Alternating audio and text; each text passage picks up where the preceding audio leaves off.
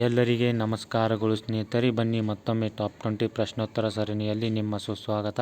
ಈ ಟಾಪ್ 20 ಪ್ರಶ್ನೋತ್ತರ ಸರಣಿಯನ್ನು ಹಿಂದಿನ ಪ್ರಶ್ನೆ ಪತ್ರಿಕೆಯಿಂದ ಆಯ್ಕೆ ಮಾಡಲಾಗಿದೆ ಸ್ನೇಹಿತರೆ.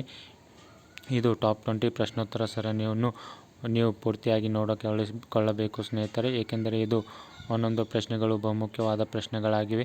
ಇದು ಮುಂಬರುವ competitive exam, PDO, village accountant, BMTC ಮತ್ತು ಇನ್ನಿತರ ಕಾಂಪಿಟೇಟಿವ್ ಎಕ್ಸಾಮ್ಗೆ ಬಹುಮುಖ್ಯವಾದ ಪ್ರಶ್ನೋತ್ತರಗಳಾಗಿವೆ ಸ್ನೇಹಿತರೆ. ಬನ್ನಿ ಸ್ನೇಹಿತರೆ, ಈಗ ನಾವು ಮೊದಲನೆಯ ಪ್ರಶ್ನೆ ಕಡೆಗೆ ಹೋಗೋಣ. ಮೊದಲನೆಯ ಪ್ರಶ್ನೆ: ಕರ್ನಾಟಕದ ಅತ್ಯಂತ ಉದ್ದವಾದ ನ್ಯಾಷನಲ್ ಹೈವೇ ಇದು ಡ್ಯಾಶ್. ಇದರ ಆಯ್ಕೆಗಳು: ಆಯ್ಕೆ ಎ NH4, ಆಯ್ಕೆ ಬಿ NH13, ಆಯ್ಕೆ ಸಿ NH7, ಆಯ್ಕೆ ಡಿ NH20. ಇದರ ಮೊದಲನೇ ಪ್ರಶ್ನೆಗೆ ಸರಿಯಾದ ಉತ್ತರ ಸ್ನೇಹಿತರೆ ಆಯ್ಕೆ ಬಿ NH13. ಇದು ಕರ್ನಾಟಕದ ಅತ್ಯಂತ ಉದ್ದವಾದ ನ್ಯಾಷನಲ್ ಹೈವೇ ಆಗಿದೆ ಸ್ನೇಹಿತರೆ. ಹಾಗೆ ಭಾರತದ ಅತ್ಯಂತ ಉದ್ದವಾದ ನ್ಯಾಷನಲ್ ಹೈವೇ ಸ್ನೇಹಿತರೆ NH44 ಆಗಿರುತ್ತದೆ ಸ್ನೇಹಿತರೆ. NH44 ಇದು ಭಾರತದ ಅತ್ಯಂತ ಉದ್ದವಾದ ನ್ಯಾಷನಲ್ ಹೈವೇ ಆಗಿರುತ್ತದೆ ಸ್ನೇಹಿತರೆ. ಬನ್ನಿ ಸ್ನೇಹಿತರೆ, ಈಗ ಎರಡನೇ ಪ್ರಶ್ನೆ ಕಡೆಗೆ. ಎರಡನೆಯ ಪ್ರಶ್ನೆ: ಹಂಪಿ ಯಾವ ನದಿಯ ದಡದಲ್ಲಿದೆ ಸ್ನೇಹಿತರೆ? ಹಂಪಿ ಯಾವ ನದಿಯ ದಂಡೆಯ ಮೇಲಿದೆ ಸ್ನೇಹಿತರೆ? ಇದಕ್ಕೆ ಆಯ್ಕೆಗಳು: ಆಯ್ಕೆ ಎ ತುಂಗಭದ್ರಾ, ಆಯ್ಕೆ ಬಿ ಮಲಪ್ರಭಾ, ಆಯ್ಕೆ ಸಿ ಘಟಪ್ರಭಾ, ಆಯ್ಕೆ ಡಿ ಭೀಮಾ. ಎರಡನೇ ಪ್ರಶ್ನೆಗೆ ಸರಿಯಾದ ಉತ್ತರ ಸ್ನೇಹಿತರೆ ಹಂಪಿ, ಆಪ್ಷನ್ ಎ ಹಂಪಿ ತುಂಗಭದ್ರಾ ನದಿಯ ದಂಡೆಯ ಮೇಲಿದೆ ಸ್ನೇಹಿತರೆ. ಬನ್ನಿ ಸ್ನೇಹಿತರೆ, ಈಗ ನಾವು ಮೂರನೇ ಪ್ರಶ್ನೆ ಕಡೆಗೆ ಹೋಗೋಣ. ಮೂರನೆಯ ಪ್ರಶ್ನೆ: ಯಾವ ನದಿಯನ್ನು ದಕ್ಷಿಣ ಗಂಗಾ ಎಂದು ಎನ್ನುತ್ತಾರೆ? ಮೂರನೇ ಪ್ರಶ್ನೆಗೆ ಆಯ್ಕೆಗಳು: ಆಯ್ಕೆ ಎ ಗೋದಾವರಿ, ಆಯ್ಕೆ ಬಿ ಕೃಷ್ಣ, ಆಯ್ಕೆ ಸಿ ಕಾವೇರಿ, ಆಯ್ಕೆ ಡಿ ತುಂಗಭದ್ರಾ. ಮೂರನೇ ಪ್ರಶ್ನೆ ಬಹಳ ಸಿಂಪಲ್ ಆಗಿದೆ ಸ್ನೇಹಿತರೆ. ಇದಕ್ಕೆ ಸರಿಯಾದ ಉತ್ತರ ಗೋದಾವರಿ ನದಿಗೆ ದಕ್ಷಿಣ ಗಂಗೆ ಎಂದು ಕರೆಯಲಾಗುತ್ತದೆ. ಬನ್ನಿ ಸ್ನೇಹಿತರೆ, ನಾಲ್ಕನೇ ಪ್ರಶ್ನೆ ಕಡೆಗೆ. ನಾಲ್ಕನೇ ಪ್ರಶ್ನೆ: ಪಾಕ್ ಸ್ಟ್ರೈಟ್ ಅಥವಾ ಪಾಕ್ ಜಲಸಂಧಿ ಯಾವ ಎರಡು ದೇಶಗಳ ಪ್ರತ್ಯೇಕಿಸುತ್ತದೆ? ಪಾಕ್ ಜಲಸಂಧಿಯು ಯಾವ ಎರಡು ದೇಶಗಳನ್ನು ಪ್ರತ್ಯೇಕಿಸುತ್ತದೆ ಎಂದು ನಾಲ್ಕನೇ ಪ್ರಶ್ನೆಯನ್ನು ಕೇಳಲಾಗಿದೆ ಸ್ನೇಹಿತರೆ. ಇದಕ್ಕೆ ಆಯ್ಕೆಗಳು: ಆಯ್ಕೆ ಎ ಭಾರತ ಮತ್ತು ಬಾಂಗ್ಲಾದೇಶ್, ಭಾರತ ಮತ್ತು ಶ್ರೀಲಂಕಾ, ಭಾರತ ಮತ್ತು ಚೈನಾ, ಆಯ್ಕೆ ಡಿ ಭಾರತ ಮತ್ತು ಮಯನ್ಮಾರ್. ನಾಲ್ಕನೇ ಪ್ರಶ್ನೆಗೆ ಸರಿಯಾದ ಉತ್ತರ ಸ್ನೇಹಿತರೆ ಪಾಕ್ ಜಲಸಂಧಿ ಭಾರತ ಮತ್ತು ಚೈನಾವನ್ನು ಪ್ರತ್ಯೇಕಿಸುತ್ತದೆ. ನಾಲ್ಕನೇ ಪ್ರಶ್ನೆಗೆ ಆಯ್ಕೆ ಸಿ ಸರಿಯಾದ ಉತ್ತರ ಮತ್ತು ರಾಡ್ಕ್ಲಿಫ್ ಎಂಬ ಪಾಯಿಂಟ್ ಜಲಸಂಧಿ ಭಾರತ ಮತ್ತು ಪಾಕಿಸ್ತಾನಗೆ ಪ್ರತ್ಯೇಕಿಸುತ್ತದೆ ಸ್ನೇಹಿತರೆ. ಬನ್ನಿ ಸ್ನೇಹಿತರೆ, ಐದನೆಯ ಪ್ರಶ್ನೆ ಕಡೆಗೆ. ಕೊಟ್ಟಿರುವ ಹೇಳಿಕೆಯಲ್ಲಿ ಯಾವುದು ಸರಿಯಲ್ಲ? ಐದನೇ ಪ್ರಶ್ನೆಗೆ ಸರಿಯಾದ ಉತ್ತರ ಸ್ನೇಹಿತರೆ ಆಯ್ಕೆ ಡಿ. ಯಾವ ಸಂದರ್ಭಗಳಲ್ಲಿಯೂ ಸಾರ್ವಜನಿಕ ಜನರು ಯಾರನ್ನೂ ಯಾವ ಸಂದರ್ಭದಲ್ಲಿಯೂ ಬಂಧಿಸುವುದಿಲ್ಲ. ಅರಿವುಳ್ಳ ಮತ್ತು ಜಾಮೀನು ಪಡೆಯಲಾಗದ ಅಪರಾಧವಿದ್ದರೂ ಕೂಡ ಯಾರನ್ನೂ ಬಂಧಿಸಲು ಆಗುವುದಿಲ್ಲ ಸ್ನೇಹಿತರೆ. ಐದನೇ ಪ್ರಶ್ನೆಗೆ ಸರಿಯಾದ ಉತ್ತರ. ಬನ್ನಿ ಸ್ನೇಹಿತರೆ, ಆರನೇ ಪ್ರಶ್ನೆ ಕಡೆಗೆ. ಆರನೇ ಪ್ರಶ್ನೆ: ಚಂಡಮಾರುತವನ್ನು ಬೇರೆ ಬೇರೆ ದೇಶಗಳಲ್ಲಿ ಬೇರೆ ಬೇರೆ ಹೆಸರುಗಳಿಂದ ಕರೆಯಲಾಗುತ್ತದೆ. ಕೆಳಗಿನ ಯಾವ ಜೋಡಿ ಸರಿಯಾಗಿ ಹೊಂದಿಕೆಯಾಗಲಿಲ್ಲ? ಇದರಲ್ಲಿ ಯಾವುದು ಸರಿಯಾಗಿ ಹೊಂದಿಕೆ ಆಗಲಿಲ್ಲ ಎಂದು ಕೇಳಲಾಗಿದೆ ಸ್ನೇಹಿತರೆ ಆರನೇ ಪ್ರಶ್ನೆಯಲ್ಲಿ. ಇದಕ್ಕೆ ಆಯ್ಕೆಗಳನ್ನು ನೋಡೋಣ. ಆಯ್ಕೆ ಎ USA ಮತ್ತು ಮೆಕ್ಸಿಕೋ ಇದು ಹರ್ರಿಕೇನ್, ಇದು ಸರಿಯಾಗಿದೆ ಸ್ನೇಹಿತರೆ. ಚೈನಾ ಟೈಫೂನ್, ಇದು ಕೂಡ ಸರಿಯಾಗಿದೆ ಸ್ನೇಹಿತರೆ. ಭಾರತ ಸೈಕ್ಲೋನ್, ಇದು ಕೂಡ ಸರಿಯಾಗಿದೆ ಸ್ನೇಹಿತರೆ. ಆದರೆ ಆಯ್ಕೆ ಸಿ ವರ್ಲ್ಪೂಲ್, ಆಸ್ಟ್ರೇಲಿಯಾ ವರ್ಲ್ಪೂಲ್ ಆಗುವುದಿಲ್ಲ ಸ್ನೇಹಿತರೆ. ಇದಕ್ಕೆ ಆರನೇ ಪ್ರಶ್ನೆಗೆ ಸರಿಯಾದ ಉತ್ತರ ಸ್ನೇಹಿತರೆ ಆಯ್ಕೆ ಸಿ ಆಸ್ಟ್ರೇಲಿಯಾ ವರ್ಲ್ಪೂಲ್. ಬನ್ನಿ ಸ್ನೇಹಿತರೆ, ಏಳನೇ ಪ್ರಶ್ನೆ ಕಡೆಗೆ. ಏಳನೇ ಪ್ರಶ್ನೆ: ಕೆಳಗಿನ ಯಾವುದು ಸಂವಿಧಾನದಲ್ಲಿ ಉಲ್ಲೇಖಿಸದ ಮೂಲಭೂತ ಕರ್ತವ್ಯಗಳಿಗೆ ಒಂದಲ್ಲ? ಇದರ ಆಯ್ಕೆಗಳು: ಆಯ್ಕೆ ಎ ಸಾರ್ವಜನಿಕ ಆಸ್ತಿಯನ್ನು ರಕ್ಷಿಸುವುದು ಮತ್ತು ಹಿಂಸೆಯನ್ನು ತಪ್ಪಿಸುವುದು, ಆಯ್ಕೆ ಬಿ ಚುನಾವಣೆಯಲ್ಲಿ ಮತ ಚಲಾಯಿಸುವುದು, ಆಯ್ಕೆ ಸಿ ನಮ್ಮ ಸಂಯೋಜಿತ ಸಂಸ್ಕೃತಿ ಸಂಪನ್ನ ಪರಂಪರೆಯನ್ನು ಮೌಲಿಕರಿಗೆ ಅಥವಾ ಗೌರವಿಸುವುದು ಮತ್ತು ಸಂರಕ್ಷಿಸುವುದು, ಆಯ್ಕೆ ಡಿ ವೈಜ್ಞಾನಿಕ ಮನೋಭಾವನೆಯನ್ನು ಬೆಳೆಸುವುದು. ಆಪ್ಷನ್ ಏಳನೇ ಪ್ರಶ್ನೆಗೆ ಸರಿಯಾದ ಉತ್ತರ ಸ್ನೇಹಿತರೆ ಆಯ್ಕೆ ಬಿ ಚುನಾವಣೆಯಲ್ಲಿ ಮತ ಚಲಾಯಿಸುವುದು. ಇದು ಸಂವಿಧಾನದಲ್ಲೇ ಉಲ್ಲೇಖಿಸಿದ ಮೂಲಭೂತ ಕರ್ತವ್ಯಗಳಲ್ಲಿ ಒಂದಲ್ಲ ಸ್ನೇಹಿತರೆ. ಇದು ಏಳನೇ ಪ್ರಶ್ನೆಗೆ ಆಯ್ಕೆ ಬಿ ಸರಿಯಾದ ಉತ್ತರ. ಬನ್ನಿ ಸ್ನೇಹಿತರೆ, ಎಂಟನೆಯ ಪ್ರಶ್ನೆಗೆ. ಭಾರತದ ಸಂವಿಧಾನದ ಯಾವ ಶೆಡ್ಯೂಲ್ನಲ್ಲಿ ಆ್ಯಂಟಿ ಡಿಫೆಕ್ಷನ್ ಕಾನೂನು ಇದೆ ಸ್ನೇಹಿತರೆ? ಇದರ ಎಂಟನೆಯ ಪ್ರಶ್ನೆಗೆ ಆಯ್ಕೆಗಳನ್ನು ನೋಡೋಣ. ಆಯ್ಕೆ ಶೆಡ್ಯೂಲ್ 7ನೇ ಶೆಡ್ಯೂಲ, ಆಯ್ಕೆ ಬಿ 9ನೇ ಶೆಡ್ಯೂಲ, ಆಯ್ಕೆ ಸಿ ಶೆಡ್ಯೂಲ್ 8ನೇದು, ಆಯ್ಕೆ ಡಿ 10ನೇ ಶೆಡ್ಯೂಲ. ಎಂಟನೇ ಪ್ರಶ್ನೆಗೆ ಸರಿಯಾದ ಉತ್ತರ ಸ್ನೇಹಿತರೆ ಆಯ್ಕೆ ಡಿ 10ನೇ ಶೆಡ್ಯೂಲಿನಲ್ಲಿ ಭಾರತದ ಸಂವಿಧಾನ ಆ್ಯಂಟಿ ಡಿಫೆಕ್ಷನ್ ಕಾನೂನು ಪರಿಚಯಿಸಲಾಗಿದೆ. ಬನ್ನಿ ಸ್ನೇಹಿತರೆ 9ನೇ ಪ್ರಶ್ನೆ ಕಡೆಗೆ. ಭಾರತ ಸಂವಿಧಾನದ ಯಾವ ಆರ್ಟಿಕಲ್ನಲ್ಲಿ ಸಿಟಿಜನ್ಶಿಪ್ ಬಗ್ಗೆ ಮಾಹಿತಿಯನ್ನು ಕೊಡಲಾಗಿದೆ? 9ನೇ ಪ್ರಶ್ನೆಗೆ ಆಯ್ಕೆಗಳು ಆರ್ಟಿಕಲ್ 5, ಆರ್ಟಿಕಲ್ 15ನೇ ಆರ್ಟಿಕಲ್, 25ನೇ ಆರ್ಟಿಕಲ್ ಮತ್ತು ಆಯ್ಕೆ ಡಿ 35ನೇ ಆರ್ಟಿಕಲ್. 9ನೇ ಪ್ರಶ್ನೆಗೆ ಸರಿಯಾದ ಉತ್ತರ ಸ್ನೇಹಿತರೆ 5ನೇ ಆರ್ಟಿಕಲ್ನಲ್ಲಿ ಭಾರತದ ಸಂವಿಧಾನದ 5ನೇ ಆರ್ಟಿಕಲ್ನಲ್ಲಿ ಸಿಟಿಜನ್ಶಿಪ್ ಬಗ್ಗೆ ಮಾಹಿತಿಯನ್ನು ಕೊಡಲಾಗಿದೆ. ಬನ್ನಿ ಸ್ನೇಹಿತರೆ 10ನೇ ಪ್ರಶ್ನೆ ಕಡೆಗೆ. ಇತ್ತೀಚೆಗೆ ಭಾರತ ಸಂವಿಧಾನದಿಂದ ಜಮ್ಮು ಮತ್ತು ಕಾಶ್ಮೀರ ವಿಶೇಷ ಸ್ಥಾನಮಾನ ಕೊಟ್ಟ ಆರ್ಟಿಕಲ್ ಅನ್ನು ತೆಗೆದಿದೆ. ಈ ಆರ್ಟಿಕಲ್ ಡ್ಯಾಶ್ ಇದೆ. ಜಮ್ಮು ಮತ್ತು ಕಾಶ್ಮೀರನಲ್ಲಿ ಕೊಡಲಾದ ಆರ್ಟಿಕಲ್ ಬಗ್ಗೆ ಕೇಳಲಾಗಿದೆ ಸ್ನೇಹಿತರೆ.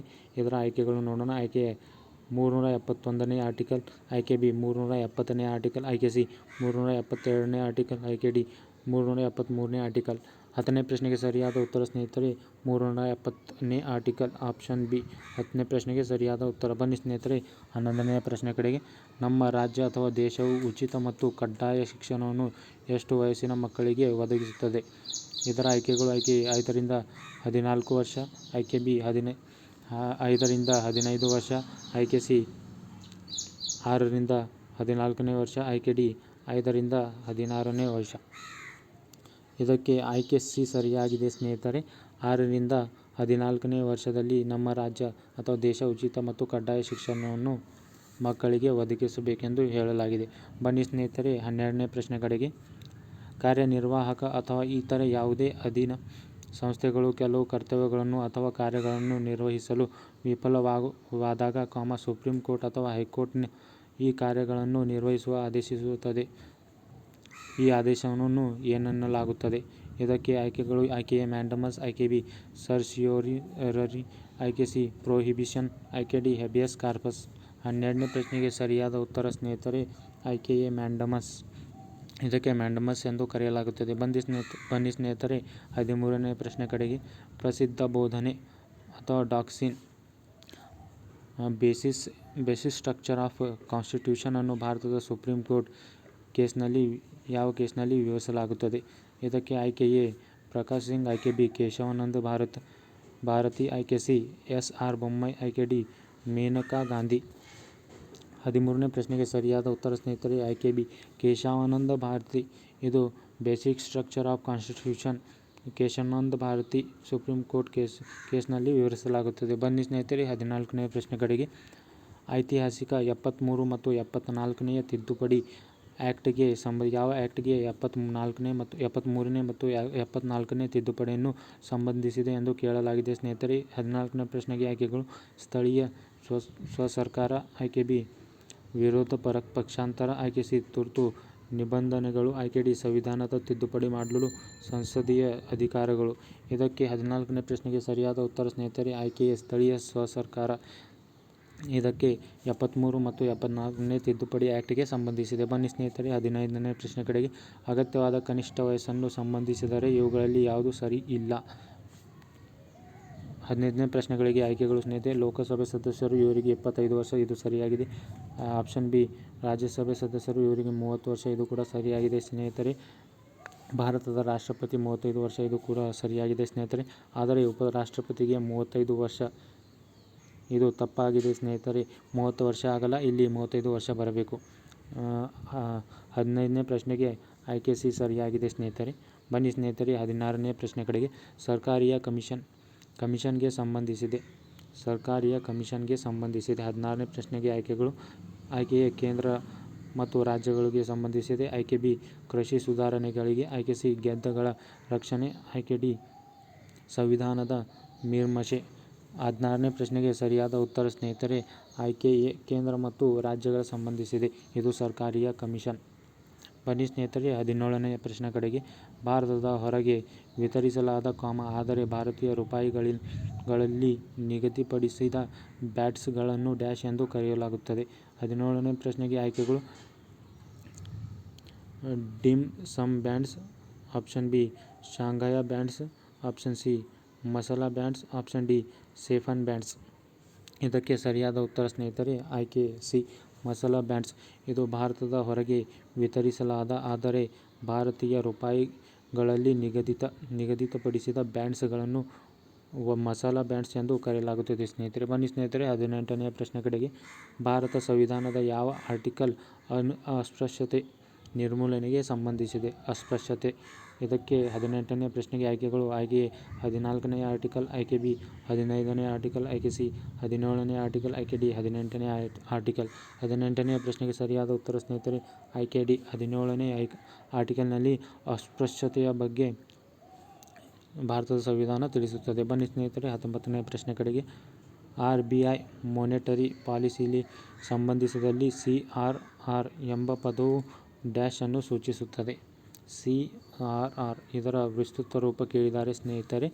ಇದಕ್ಕೆ ಆಯ್ಕೆಗಳನ್ನು ನೋಡೋಣ. ಆಯ್ಕೆ ಎ ಕ್ಯಾಶ್ ರಿಸರ್ವ್ ರೇಷಿಯೋ, ಆಯ್ಕೆ ಬಿ ಕರೆನ್ಸಿ ರಿಸರ್ವ್ ರೇಷಿಯೋ, ಆಯ್ಕೆ ಸಿ ಕ್ಯಾಶ್ ರಿಸರ್ವ್ ರೇಟ್, ಆಯ್ಕೆ ಡಿ ಕರೆನ್ಸಿ ರಿಸರ್ವ್ ರೇಟ್. 19ನೇ ಪ್ರಶ್ನೆಗೆ ಸರಿಯಾದ ಉತ್ತರ ಸ್ನೇಹಿತರೆ ಕ್ಯಾಶ್ ರಿಸರ್ವ್ ರೇಷಿಯೋ. ಬನ್ನಿ ಸ್ನೇಹಿತರೆ 20ನೇ ಪ್ರಶ್ನೆ ಕೊನೆಯ ಪ್ರಶ್ನೆ ಕಡೆಗೆ. ಹಣಕಾಸು ವಲಯದಲ್ಲಿ NPA ಮತ್ತು ಸ್ಟ್ರೆಸ್ಡ್ ಅಸೆಟ್ಸ್ ಅನ್ನು ಸೂಚಿಸುತ್ತದೆ. ಇದು 20ನೇ ಪ್ರಶ್ನೆಗೆ ಆಯ್ಕೆಗಳು: ಆಯ್ಕೆ ಎ ವಿಮಾ ಕಂಪನಿಗಳು, ಆಯ್ಕೆ ಬಿ ಚಿಟ್ ಫಂಡ್ಗಳು, ಆಯ್ಕೆ ಸಿ ಬ್ಯಾಂಕುಗಳು, ಆಯ್ಕೆ ಡಿ ಮ್ಯೂಚುವಲ್ ಫಂಡ್ ಕಂಪನಿಗಳು.